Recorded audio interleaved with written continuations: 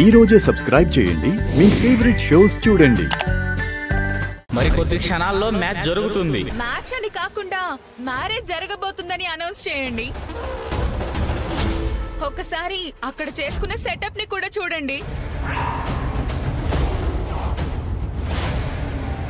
ఎట్టి పరిస్థితుల్లోనూ శౌర్య సార్ ని వదులుకోను అంకుల్.